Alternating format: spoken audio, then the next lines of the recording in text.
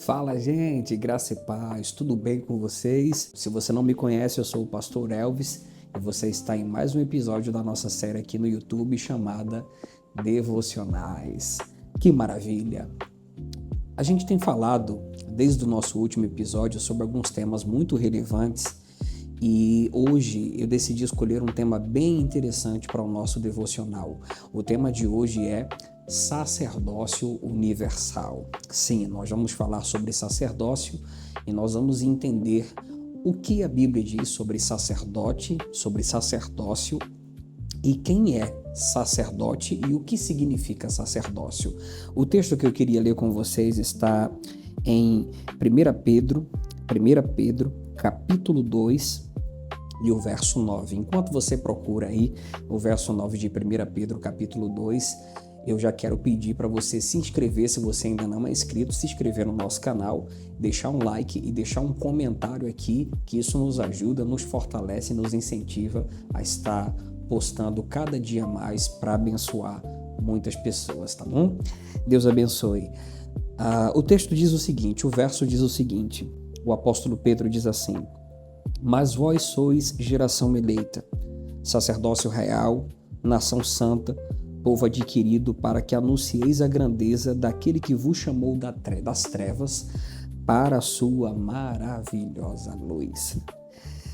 A palavra sacerdote ou a expressão sacerdócio talvez já tenha sido ouvida por você em uma pregação, em um ensino, em uma aula bíblica, e nós precisamos entender onde surge o sacerdócio.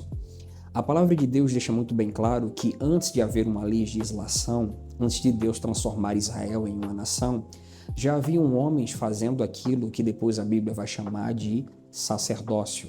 E já haviam alguns homens que praticavam rituais de sacrifícios, pessoas que faziam coisas espirituais. Dentre esses sacerdotes, os sacerdotes das filosofias pagãs. Mas quando nós falamos de sacerdócio, nesse conceito de legislação de Israel como uma nação, a Bíblia deixa muito bem claro que o Senhor separa uma tribo de um dos filhos de Jacó, a tribo de Levi, e dessa tribo de Levi nós temos Arão, que era irmão de Moisés, aonde toda a família de Arão recebe um encargo. Esse encargo nós chamamos de encargo sacerdotal. Quando nós olhamos para Israel, nós precisamos entender que Deus elege Israel como seus filhos, Deus constitui Israel também como a sua esposa, e o Senhor entrega para Israel um ministério. Esse ministério nós chamamos de ministério sacerdotal. Esse ministério é entregue para Israel. Então, quando nós olhamos para o sacerdócio, nós entendemos que dentro da tribo de Levi, havia esse povo que cuidava do tabernáculo, mais tarde iria cuidar do templo, dos sacrifícios e de entrar na presença de Deus como um mediador entre Deus e os homens.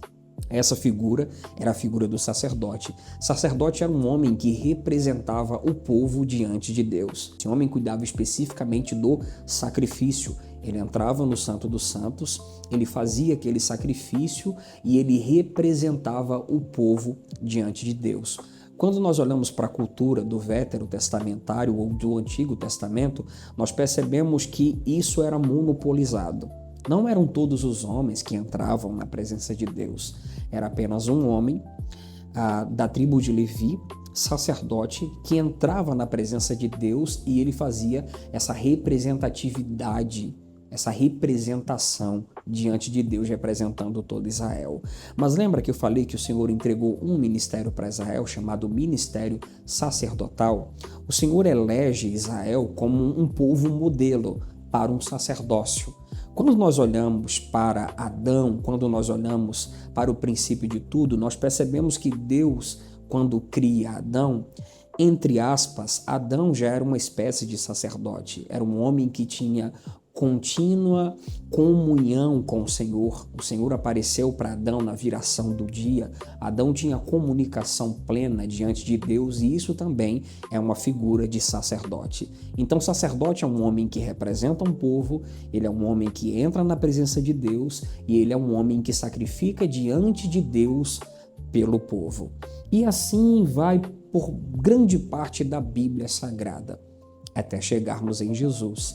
Porque quando nós chegamos em Jesus, a palavra de Deus diz que quando Jesus entrega o seu espírito na mão do Senhor e ele diz tetelestai, está consumado, a palavra de Deus diz que o véu do templo se rasgou de alto a baixo. E o escritor aos Hebreus diz que o véu do templo se rasgou e agora nós temos pleno acesso a Deus por meio de Jesus Cristo. Acontecia naquela época que havia um monopólio, e esse monopólio era o seguinte: Deus falava com os profetas e os sacerdotes falavam com Deus. Isso era monopolizado. Apenas os profetas eram homens que recebiam os oráculos do Senhor, e apenas os sacerdotes eram homens que entravam na presença de Deus para interceder com o Senhor. Quando Jesus se entrega por nós e o véu do templo se rasga, Deus quebra o monopólio. E que monopólio é esse? A ideia de que só um homem pode entrar na presença de Deus. Agora, todos os santos, toda a igreja pode entrar na presença do Senhor. O apóstolo Pedro, ele disse que nós somos sacerdócio real e nação santa e povo adquirido. Observe, Deus entregou um ministério para Israel. E esse ministério que Deus entregou para o povo de Israel era um ministério sacerdotal. Israel abandona o Senhor, rejeitando esse ministério, e o Senhor agora pega esse ministério e entrega à sua igreja, a noiva do seu filho. Então Deus agora não nos deu apenas, como no outro vídeo, o ministério da reconciliação, mas dentro do ministério da reconciliação, Deus nos deu um ministério chamado sacerdócio universal.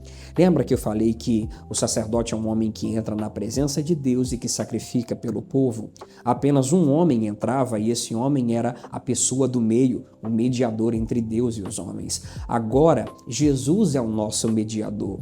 Ele é o mediador entre Deus e os homens, não mais um sacerdote que entra numa tenda ou que entra no Santo dos Santos dentro do templo, mas Jesus que entra literalmente na presença de Deus para interceder por nós. O apóstolo Paulo disse que Jesus está ao lado de Deus intercedendo por nós. E o que é que Jesus faz? Jesus rasga o véu, abre o lugar de separação e agora nos aproxima do Senhor, quebrando esse monopólio. E o que é que o Senhor nos entrega?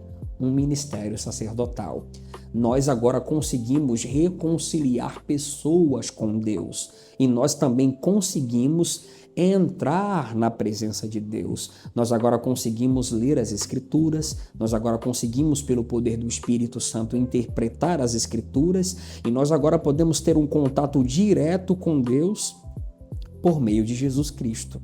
Eu não sei se você sabia, mas quando a igreja começou a se definhar teologicamente, a igreja criou o clero e o papado. Eu acredito que você já conheça um pouco sobre isso. E o problema do clero e do papado é que a igreja cria o que muitos cristãos falam sem entender. A igreja cria o que nós chamamos de vida secular e vida espiritual.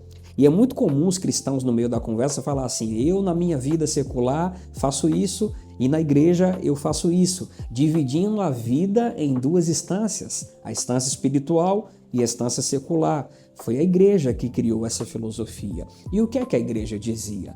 A igreja dizia que a vida espiritual, a vida com Deus, era dado àqueles que compunham o clero da igreja, que são os líderes, os papas, os arcebispos, os bispos, os cardeais e os papas. Esses homens receberam um encargo espiritual. Quem não tinha esse encargo espiritual era visto como um homem comum, um homem secular. Então o que é que a igreja dizia? Se você quiser ser perdoado, você precisa passar por nós. Se você quiser receber a interpretação da palavra, você tem que se submeter à nossa interpretação da palavra. Se você quiser ouvir a palavra de Deus, você precisa ouvir a palavra de Deus por meio de nós. E é aqui que se monta o que nós chamamos de conselho ou conceito clerical da igreja. Aí vem a Reforma Protestante. Com a Reforma Protestante, o primeiro benefício da Reforma Protestante é a interpretação da Bíblia e a tradução da Bíblia. O Novo Testamento é traduzido e agora a Bíblia que ficava com o clero fica na mão do pai de família. A costureira tem a Bíblia, a passadeira tem a Bíblia, a empregada tem a Bíblia, o borracheiro tem a Bíblia, o fazendeiro tem a Bíblia, quebrando o monopólio da interpretação clerical, entendendo que a interpretação bíblica não é de cunho próprio, mas a própria Bíblia interpreta a Bíblia e a Bíblia agora pode estar na mão de todos, porque todos são sacerdotes de Deus da nova aliança, cujo sacerdote maior, o sumo sacerdote, é Jesus. Então a Reforma Protestante vem para colocar de novo na mão do cristão a Bíblia, para ensinar para os irmãos que eles não precisam de pais espirituais, de coberturas espirituais, de padrinhos espirituais, mas que a igreja tem Jesus e a igreja também tem esse ministério. Então agora nós compreendemos que não existe mais essa coisa de vida secular e vida para Deus. Você só tem uma vida. E a vida que você tem é feita para a glória de Deus. E a Reforma Protestante nos mostra que tanto o homem que está por trás de um púlpito quanto Dona Maria que está lavando uma louça ou lavando uma roupa, ambos são sacerdotes de uma nova aliança. Ambos fazem parte do sacerdócio dado a Jesus Cristo. Então o apóstolo Pedro nos chama de sacerdócio real e nação santa. Observe. Hoje, o sacerdote não é só o pastor que está lá no prédio da igreja, que prega todo domingo um sermão que abençoa você e sua família, mas você também é um sacerdote. Hoje, a palavra de Deus pode ser interpretada tanto por um teólogo, um mestre, um pastor, como por um borracheiro, ou um pedreiro, ou um auxiliar de pedreiro. Hoje, todos podem entrar na presença de Deus pelo mérito de Jesus Cristo. Jesus nos concedeu esse maravilhoso ministério espiritual. Então, a partir de agora, não precisamos mais monopolizar o ministério sacerdotal. Se você precisa de oração, você não precisa especificamente que o pastor vá à sua casa para orar por você. Você pode erguer as suas mãos e entrar na presença do Senhor. Se você precisa de uma intercessão, sua esposa pode orar por você. Você pode orar pela sua esposa. E a partir daqui nós percebemos o seguinte: a doutrina do sacerdócio universal nos faz entender que todos nós somos do mesmo tamanho diante do Senhor, que todos nós temos a mesma estatura espiritual diante de Deus e que agora não precisamos mais de ninguém para termos contato com o Senhor. Na antiga aliança, apenas um homem entrava, apenas um homem sacrificava, apenas um homem intercedia. Agora, todos nós temos pleno acesso ao trono de Deus. Então, a partir de hoje, compreendendo isso aqui, você começa a perceber que não existe diferença entre você e o pastor.